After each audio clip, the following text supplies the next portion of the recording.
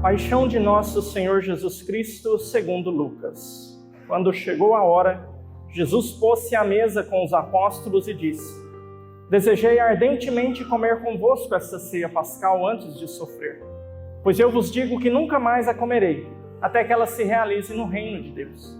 Então Jesus tomou um cálice, deu graças e disse: Tomai este cálice e reparti entre vós, pois eu vos digo que de agora em diante não mais beberei do fruto da videira, até que venha o reino de Deus. A seguir, Jesus tomou um pão, deu graças, partiu e deu aos discípulos, dizendo: Isso é o meu corpo, que é dado por vós. Fazei isto em memória de mim. Depois da ceia, Jesus fez o mesmo com o cálice, dizendo: Este cálice é o cálice da nova aliança no meu sangue, que é derramado por vós. Todavia, a mão de quem me vai entregar está comigo nesta mesa. Sim, o Filho do Homem vai morrer como está determinado. Mas ai daquele homem por meio de quem ele é entregue. Então os apóstolos começaram a perguntar uns aos outros qual deles haveria de fazer tal coisa. Houve também uma discussão entre eles sobre qual deles deveria ser considerado o maior. Jesus, porém, lhes disse: Os reis das nações dominam sobre elas, e os que têm poder se fazem chamar benfeitores. Entre vós não deve ser assim. Pelo contrário, o maior entre vós seja como o mais novo, e o que manda como quem está servindo. Afinal, quem é o maior? Quem está sentado à mesa ou quem está servindo? Não é quem está sentado à mesa? Eu, porém, estou no meio de vós como aquele que serve. Vós ficastes comigo em minhas provações. Por isso, assim como meu Pai me confiou o reino, eu também vos confio o reino. Vós havereis de comer e beber à minha mesa no meu reino, e sentar-vos em tronos para julgar as 12 tribos de Israel. Simão, Simão, olha que Satanás pediu permissão para vos peneirar como trigo. Eu, porém, rezei por ti para que tua fé não se apague. E tu, uma vez convertido, fortalece os teus irmãos. Mas Simão disse: Senhor, eu estou pronto para ir contigo até mesmo à prisão e à morte. Jesus, porém, respondeu: Pedro, eu te digo que hoje, antes que o galo cante, 3 vezes tu negarás que me conheces. E Jesus lhes perguntou: Quando vos enviei sem bolsa, sem sacola, sem sandálias, faltou-vos alguma coisa? Eles responderam: Nada. Jesus continuou: Agora, porém, quem tiver bolsa deve pegá-la. Do mesmo modo, quem tiver uma sacola, e quem não tiver espada, venda o manto para comprar uma. Porque eu vos digo, é preciso que se cumpra em mim a palavra da Escritura. Ele foi contado entre os malfeitores. Pois o que foi dito a meu respeito tem de se realizar. Mas eles disseram: Senhor, aqui estão 2 espadas. Jesus respondeu: Basta. Jesus saiu e, como de costume, foi para o Monte das Oliveiras. Os discípulos o acompanharam. Chegando ao lugar, Jesus lhes disse: Orai para não entrardes em tentação. Então afastou-se a uma certa distância e de joelhos começou a rezar: Pai, se queres, afasta de mim este cálice. Contudo, não seja feita a minha vontade, mas a tua. Apareceu-lhe um anjo do céu que o confortava. Tomado de angústia, Jesus rezava com mais insistência. Seu suor tornou-se como gotas de sangue que caíam no chão. Levantando-se da oração, Jesus foi para junto dos discípulos e encontrou-os dormindo de tanta tristeza. E perguntou-lhes: Por que estáis dormindo? Levantai-vos e orai para não entrardes em tentação. Jesus ainda falava quando chegou uma multidão. Na frente vinha um dos 12, chamado Judas, que se aproximou de Jesus para beijá-lo. Jesus lhe disse: Judas, com um beijo tu entregas o Filho do Homem? Vendo o que ia acontecer, os que estavam com Jesus disseram: Senhor, vamos atacá-los com espada. E um deles feriu o empregado do sumo sacerdote, cortando-lhe a orelha direita. Jesus, porém, ordenou: Deixai, basta. E tocando a orelha do homem, o curou. Depois Jesus disse aos sumos sacerdotes, aos chefes dos guardas do templo e aos anciãos que tinham vindo prendê-lo: Vós saístes com espadas e paus como se eu fosse um ladrão. Todos os dias eu estava convosco no templo, e nunca levantastes a mão contra mim. Mas esta é a vossa hora, a hora do poder das trevas. Eles prenderam Jesus e o levaram, conduzindo-o à casa do sumo sacerdote. Pedro acompanhava de longe. Eles acenderam uma fogueira no meio do pátio e sentaram-se ao redor. Pedro sentou-se no meio deles. Ora, uma criada viu Pedro sentado perto do fogo, encarou-o bem e disse: Este aqui também estava com ele. Mas Pedro negou: Mulher, eu nem o conheço. Pouco depois, um outro viu Pedro e disse: Tu também és um deles. Mas Pedro respondeu: Homem, não sou. Passou mais ou menos 1 hora e um outro insistia: Certamente este aqui também estava com ele, porque é galileu. Mas Pedro respondeu: Homem, não sei o que estás dizendo. Neste momento, enquanto Pedro ainda falava, um galo cantou. Então o Senhor se voltou e olhou para Pedro. E Pedro lembrou-se da palavra que o Senhor lhe tinha dito: Hoje, antes que o galo cante, 3 vezes me negarás. Então Pedro saiu para fora e chorou amargamente. Os guardas caçoavam de Jesus e espancavam-no. Cobriam o seu rosto e lhe diziam: Profetiza quem foi que te bateu? E o insultavam de muitos outros modos. Ao amanhecer, os anciãos do povo, os sumos sacerdotes e os mestres da lei reuniram-se em conselho e levaram Jesus ao tribunal deles. E diziam: Se és o Cristo, dize-nos. Jesus respondeu: Se eu vos disser, não me acreditareis. E se eu vos fizer pergunta, não me respondereis. Mas de agora em diante, o Filho do Homem estará sentado à direita do Deus Poderoso. Então todos perguntaram: Tu és, portanto, o Filho de Deus?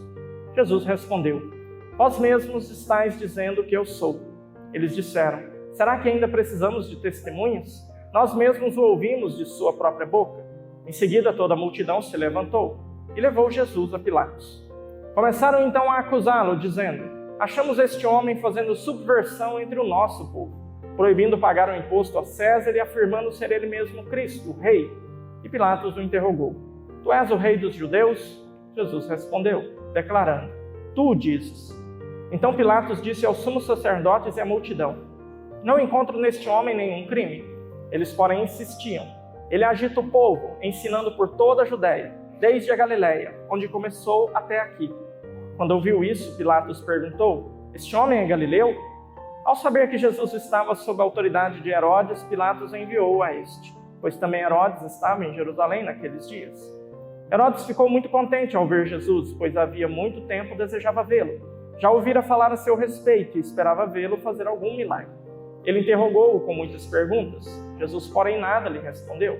Os sumos sacerdotes e os mestres da lei estavam presentes e o acusavam com insistência.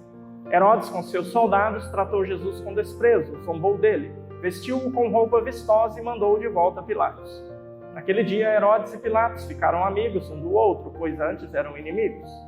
Então Pilatos convocou os sumos sacerdotes, os chefes e o povo e lhes disse: Vós me trouxestes este homem como se fosse um agitador do povo. Pois bem, já o interroguei diante de vós e não encontrei nele nenhum dos crimes de que o acusais. Nem Herodes, pois o mandou de volta para nós. Como podeis ver, ele nada fez para merecer a morte. Portanto, vou castigá-lo e o soltarei. Toda a multidão começou a gritar: Fora com ele, solta-nos Barrabás. Barrabás tinha sido preso por causa de uma revolta na cidade por homicídio.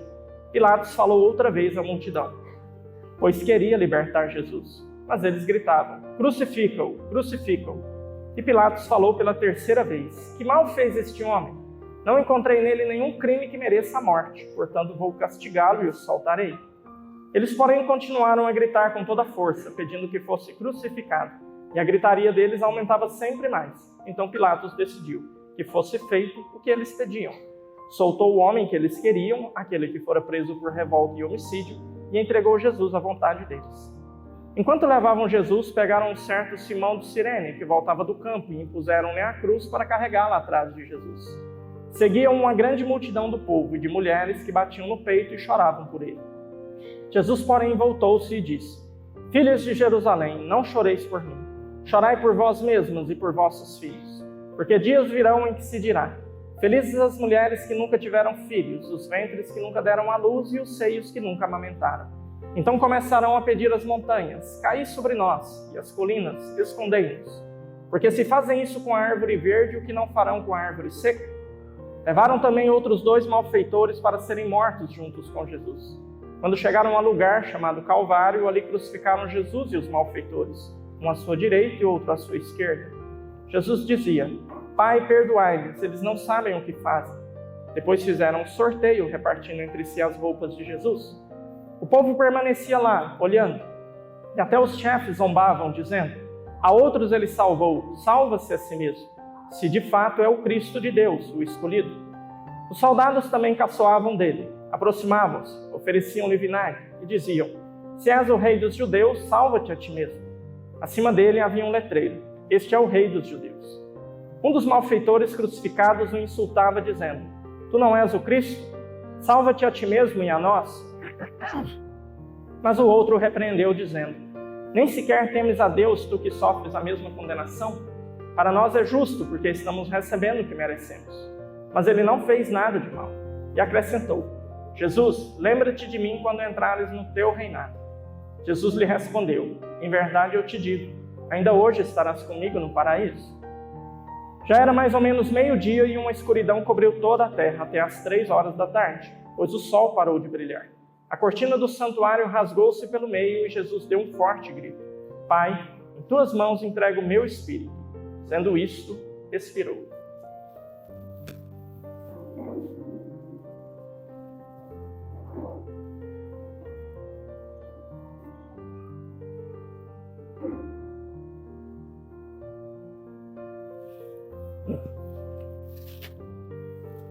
O oficial do exército romano viu o que acontecera e glorificou a Deus, dizendo: de fato, este homem era justo. E as multidões que tinham acorrido para assistir viram o que havia acontecido e voltaram para casa batendo no peito. Todos os conhecidos de Jesus, bem como as mulheres que o acompanhavam desde a Galileia, ficaram à distância, olhando estas coisas. Havia um homem bom e justo, chamado José, membro do conselho, o qual não tinha aprovado a decisão nem a ação dos outros membros. Ele era de Arimateia, uma cidade da Judéia, e esperava a vinda do reino de Deus. José foi ter com Pilatos e pediu o corpo de Jesus. Desceu o corpo da cruz, enrolou-o num lençol, colocou-o num túmulo escavado na rocha, onde ninguém ainda tinha sido sepultado. Era o dia da preparação da Páscoa, e o sábado já estava começando. As mulheres que tinham vindo da Galileia com Jesus foram com José para ver o túmulo, e como o corpo de Jesus ali fora colocado. Depois voltaram para casa e prepararam perfumes e bálsamos. E no sábado, elas descansaram conforme ordenava a lei. Palavra da salvação. Glória a vós, Senhor.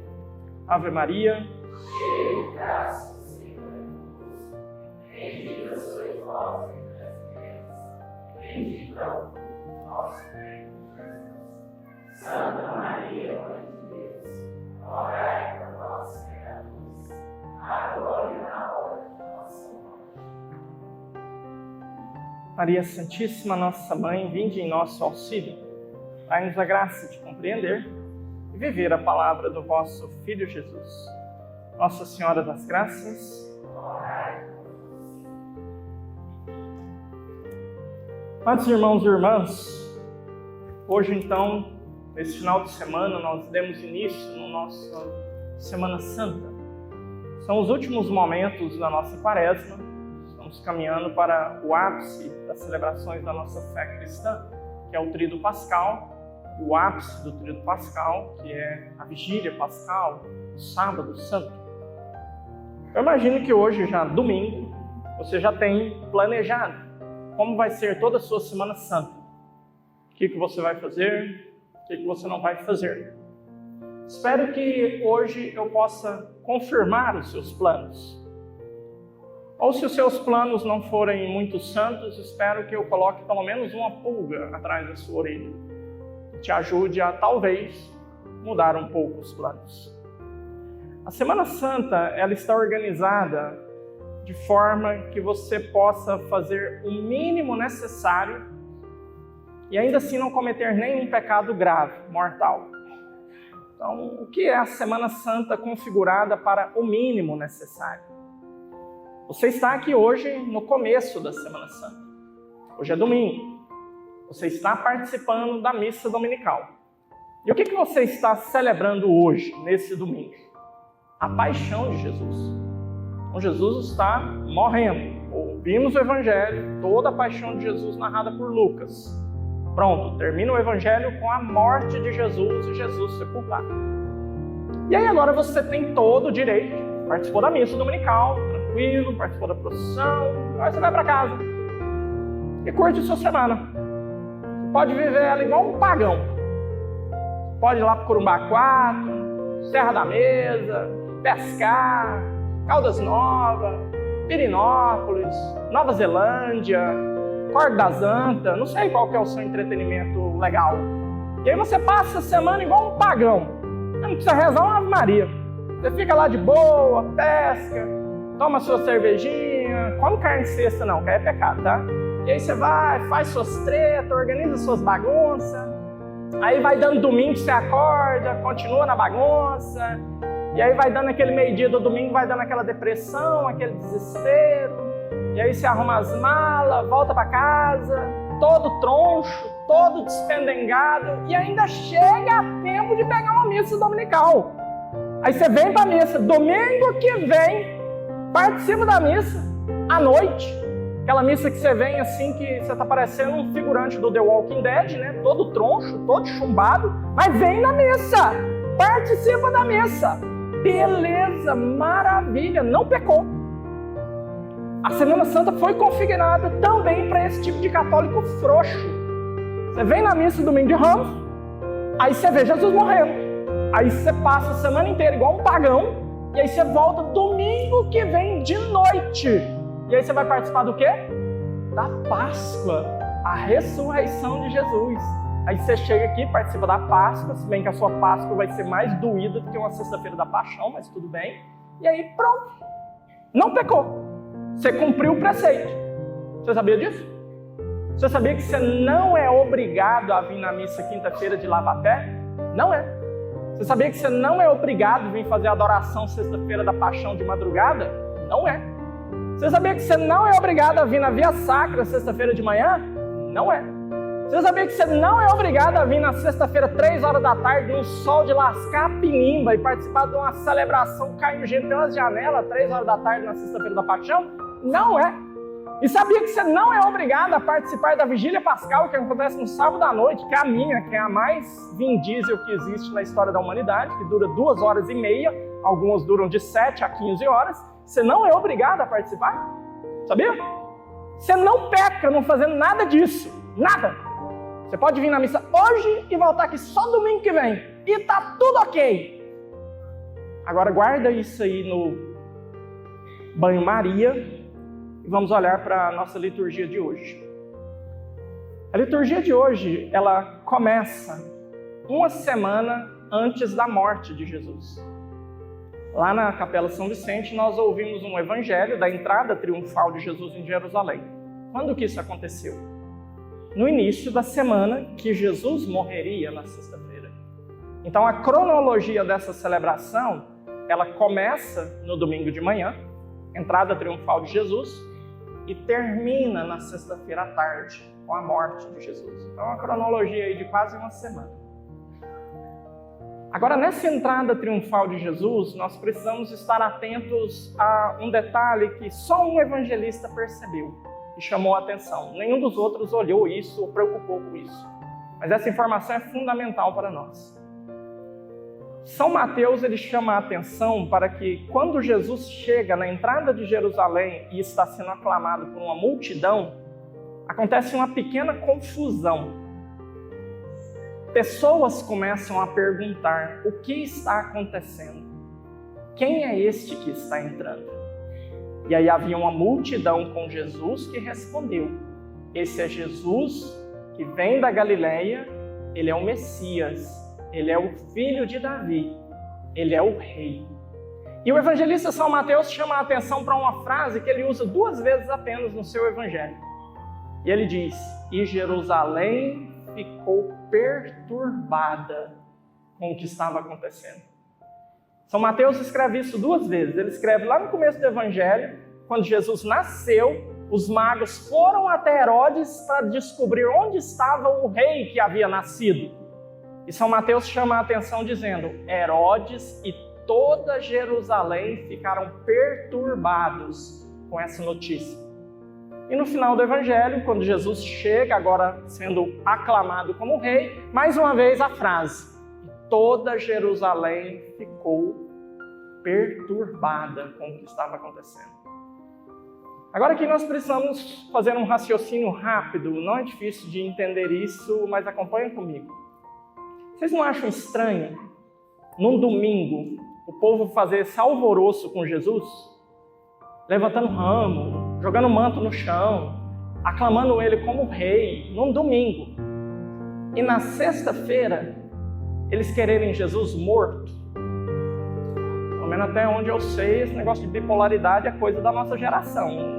2000 anos atrás não tinha isso. Por que dessa mudança tão rápida? Agora você faz uma outra pergunta. Se coloca no lugar de Lázaro, que foi ressuscitado por Jesus, e das suas irmãs Marta e Maria.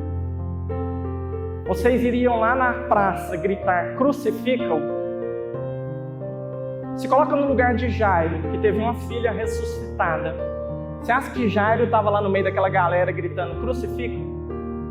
Se coloca no lugar de Bartimeu, aquele cego que foi curado por Jesus a caminho de Jericó. Se coloca no lugar daquele outro cego de nascença, que foi curado no capítulo 9 de São João. Se coloca no lugar daquele paralítico que ficou 38 lá, amarrado na beirada daquela piscina e foi curado por Jesus. Se coloca no lugar daquela hemorroíça que durante 38 anos estava sofrendo de uma menstruação que nunca acabava. Tocou em Jesus e foi curada. Se coloca no lugar daqueles 5.000 que comeram aquele pão que foi multiplicado. Se coloca no lugar, se coloca. Você quer que eu continue? Não precisa, né? Então, se coloca no lugar de todo mundo que experimentou aquelas maravilhas de Jesus.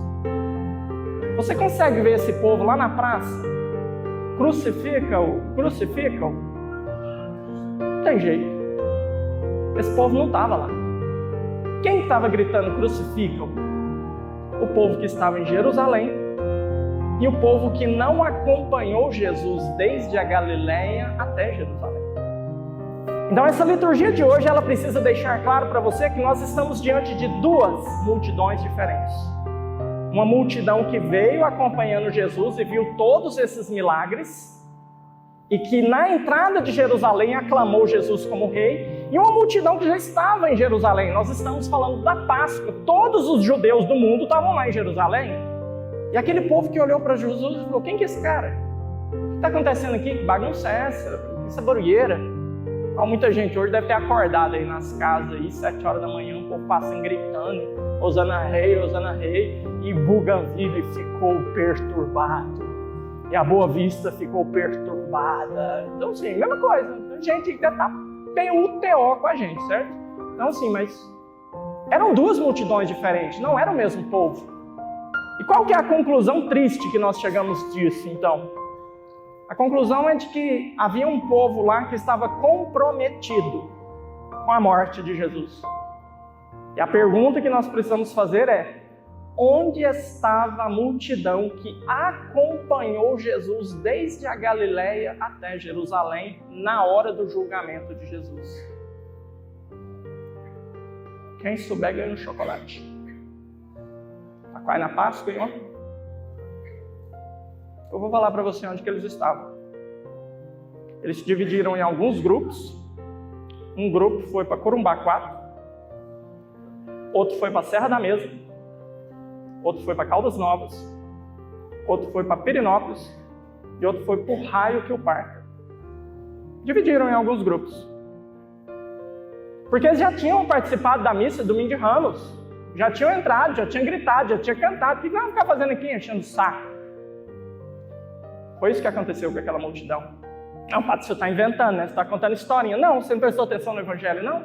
Depois olha aí o versículo 49 do capítulo que nós acabamos de ler. Na verdade, a paixão ela é narrada em 2 capítulos do Evangelho de São Lucas, né? Olha o capítulo 23, versículo 49. Depois ele vai te falar onde que essa multidão estava. E todos os conhecidos de Jesus e as mulheres que o acompanharam desde a Galileia ficaram de longe assistindo o que estava acontecendo. Então nós tínhamos uma multidão comprometida que queria a morte de Jesus e nós tínhamos uma multidão de covardes que não quiseram se comprometer. Mas padre, se eles tivessem feito alguma coisa, tinha dado uma revolta, uma guerra civil, tinha sido derramado muito sangue. Não sei. Na história não tem si, tem fatos. E o fato é esse. Aqueles cagões não quiseram se comprometer. Eles ficaram de longe, olhando. E a decisão que nós precisamos tomar hoje, nesse nosso domingo de Ramos, e nós estamos nas mesmas condições que aquela multidão. Nós hoje aclamamos a Cristo como Rei. Nós hoje gritamos Hosana. Nós hoje estamos aqui como uma multidão. Nós precisamos nos posicionar e decidir. Se nós vamos nos apegar apenas à obrigação, e a sua obrigação é essa, você só precisa aparecer aqui domingo que vem de novo, ou se a nossa ficha já caiu e a gente entendeu que o amor começa onde termina a obrigação. E eu quero me comprometer com o Senhor. E eu quero estar com o Senhor a cada momento, a cada detalhe, a cada instante, para que eu possa criar na história uma terceira multidão que não existiu. Nós temos uma multidão de covardes, nós temos uma multidão comprometida com a morte, e nós podemos ter uma multidão comprometida com a presença. Senhor, nós não vamos mudar a história, porque a sua morte era necessária. Ele deixou bem claro isso. É necessário que o Filho do Homem seja entregue. É necessário, mas ai daquele que for um instrumento disso. Ai daqueles que não valorizarem essa entrega. Ai daqueles que não quiserem viver essa entrega. Ai daqueles. E o que vai fazer a diferença no nosso julgamento, no dia que nós estivermos face a face com Deus, não vai ser a obrigação, vai ser o amor. São João da Cruz, na sua poesia Subida ao Monte Carmelo, ele nos recorda isso, dizendo que ao entardecer da vida seremos julgados pelo amor, não pela obrigação. Não vai ter checklist de missa participada por obrigação. Não vai ter checklist de reza. O único checklist vai ser o amor. Qual multidão eu quero fazer parte? Por isso hoje, amados irmãos e irmãs, vocês estão de parabéns. Começaram bem. Bonito demais. Nossa Senhora da Abadia do Muquem. Então, assim, povão, procissão, balangamento de ramo, toda, cantoria. Que maravilha. Deus seja louvado. Essa cena eu já vi. Estava lá profetizada no início do Evangelho de São Lucas. Lemos lá na São Vicente. Agora eu quero ver se vocês são capazes de fazer do nosso presente uma história mais edificante do que aquela do passado. Eu quero ver o que você vai fazer com a sua Semana Santa. Eu quero ver onde você vai estar. Eu quero ver como você vai estar. Para que assim, verdadeiramente, o estar na vigília pascal, estar ali naquela celebração longa, intensa, mas a mais bela das celebrações, você vai poder estar nela e com alegria dizer: Senhor, eu quero estar na sua Páscoa, porque eu vivi cada momento. Eu estive a seu lado em cada momento. Se formos capazes de fazer isso, nós vamos nos unir, não a uma multidão, mas a uns gatos pingados. Mas uns gatos pingados que foram eternizados na história. Que foram capazes de não só entrar na entrada triunfal de Jesus em Jerusalém, mas estiveram ao lado dele, a cada momento. E aos pés da cruz estavam lá Maria Santíssima, João, evangelista, Maria Madalena, Maria, mulher de Cleofas. Gatos pingados no meio de uma multidão que entrou triunfal com Jesus em Jerusalém. Durante essa Semana Santa, se você tiver oportunidade, se tiver também um pouquinho de estômago e sangue de barata, assista aquele filme que foi dirigido por Mel Gibson, A Paixão de Jesus. Para de ficar vendo aí esses negocinhos aí, frufru aí, esses Jesusinho bonitinho aí. Vai ver o Jesus de verdade. Vai ver o Jesus tomando um cacete, sendo rasgado no meio por amor a você. É uma boa pedida para a Semana Santa, para a gente poder meditar um pouquinho o que é a paixão de Jesus. O que é que Jesus passou por nós. Para ver se nós estamos realmente correspondendo com generosidade à grandiosidade de amor que Deus tem derramado por nós. E que todos os anos, na Semana Santa, nós temos a possibilidade de fazer memória. Louvado seja o nosso Senhor Jesus Cristo.